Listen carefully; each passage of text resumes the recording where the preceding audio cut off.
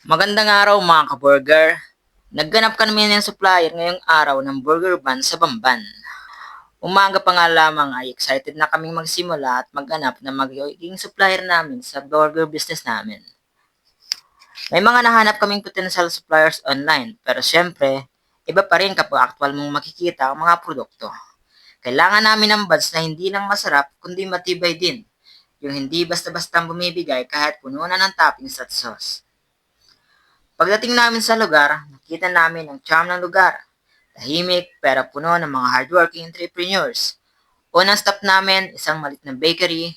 Mainit pa ang amoy ng bagong lutong tinapay habang pinapakita nila ang sample buns. Malambot? Oo, pero ang tanong, kaya ba nito ang demand ng aming negosyo? Sunod na stop ay medyo malaki-laking supplier.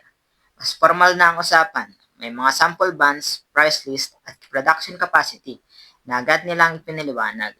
Masaya kami sa quality, pero iniisip pa rin namin kung pasok ba ito sa budget at logistics. Sa bawat bakery na pinuntahan namin, laging may tanong, gaano katagal ang shelf life?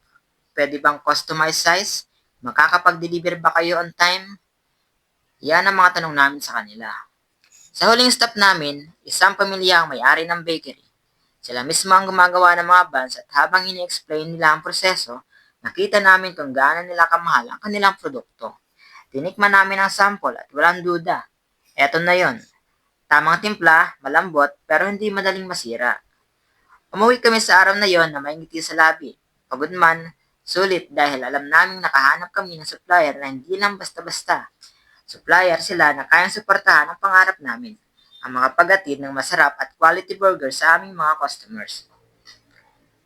Ngayon, excited na kami sa susunod naming chapter at kung may natutunan kami sa journey na to, iyon ay ang kapag may passion ka, hindi ka titigil hanggat hindi mo natatagpuan ang tama para sa negosyo mo.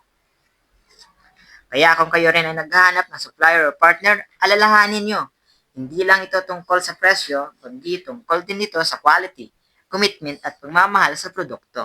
So, hanggang dito na lang muna at samahan niyo pa kami sa mga gagawin naming vlog habang tinutupad ang aming munting negosyo. Bye-bye!